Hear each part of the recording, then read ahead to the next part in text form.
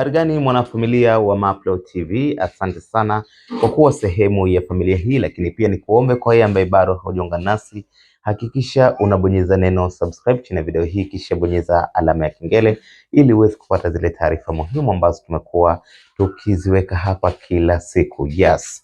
Hapa ni segmenti ya kimichezo ambapo tutakuwa tukichambua na kudadavua yale yaliyojiri katika upande mzima wa michezo, na mezani ninayo mawili mazito kwelikweli, ni mawili makubwa ambayo haya yatakuwa ni mazuri sana, ama ni habari njema kwa upande wa mashabiki wa klabu ya soka ya Yanga. Na jambo la kwanza ni kuhusiana na bajeti ambayo imewekwa kwa ajili ya usajili mpya wa dirisha kubwa ambao unatarajiwa kuanza mwisho wa msimu huu wa ligi kuu Tanzania bara ya NBC Premier League. Unaambiwa niliangalia bajeti ya mwaka jana, msimu ambao unakwenda kumalizika, ilikuwa ni takribani bilioni 7.7 ambazo ziliwekwa kwa ajili ya usajili wa wachezaji, na bilioni 27 ilikuwa ni matumizi mengine, ikiwemo bilioni 1.5 kwa ajili ya maandalizi ya ujenzi wa uwanja wa Yanga. Sasa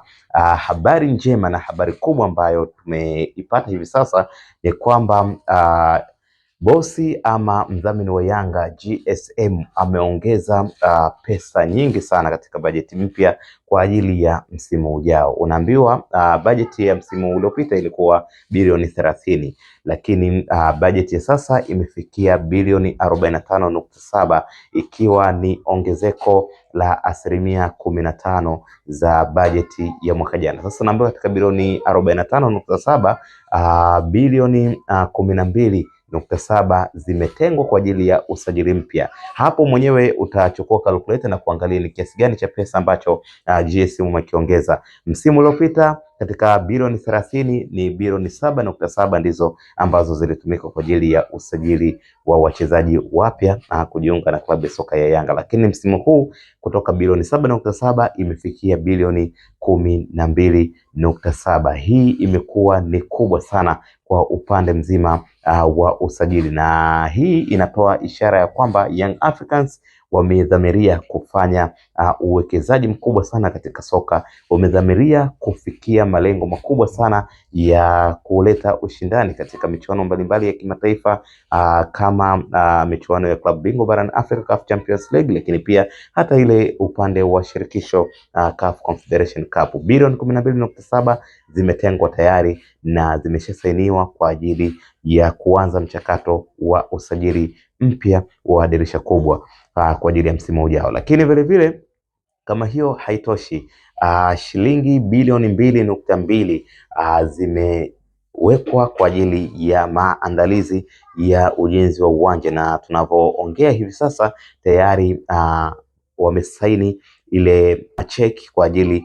ya kuingiza pesa hizo, na tayari pesa hizo zimeshaingizwa katika akaunti ya kampuni ambayo ndiyo inafanya ujenzi wa uwanja huo. Kilichobakia ni kufuata prosesi tu za kampuni husika kuzitoa pesa na kuanza rasmi kwa ujenzi wa uwanja huo. Kwa hiyo pia kwa upande mzima wa ile prosesi ya ujenzi wa uwanja hakuna shaka, tayari prosesi zimekamilika na uwanja huo unakwenda kuanza kujengwa very soon, kwa sababu siku ya jana tayari pesa zimeweza kuingizwa katika akaunti ya kampuni husika ambayo inadili na huo ujenzi wa Yanga. Kwa hiyo ukiangalia kwa namna moja ama nyingine utaona ni kiasi gani Young Africans wameweza kutengeneza brandi, wanaweza kuzidi kuipambanua logo yao, lakini pia taasisi yao kama sehemu ya uwekezaji mkubwa sana, na kama ishara ya kuonesha kwamba soka la Kitanzania kwa sasa limekuwa.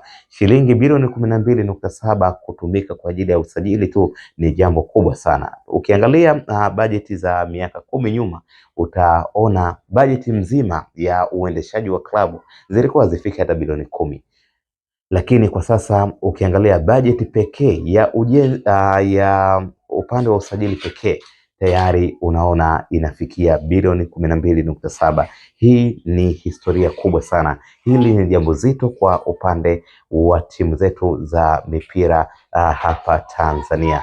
Hayo ndiyo makubwa ambayo nilitaka nikufahamishe na kukujuza mwanafamilia wa Mapro TV. Tafadhali tuandikie maoni yako kwenye comment section. Usahau kubonyeza neno subscribe chini ya video hii, kisha bonyeza alama ya kengele. Utakuwa umefanya vyema sana kuungana na familia ya Mapro TV kwa ajili ya kupata taarifa zote muhimu mbalimbali ambazo zimekuwa zikijiri, nasi tumekuwa tukikuwekea hapa kila wakati, kila siku na kila saa. Una maoni gani? Tuandikie kwenye comment section. Usahau kushare video zetu, like na kucomment. Asante na kwaheri.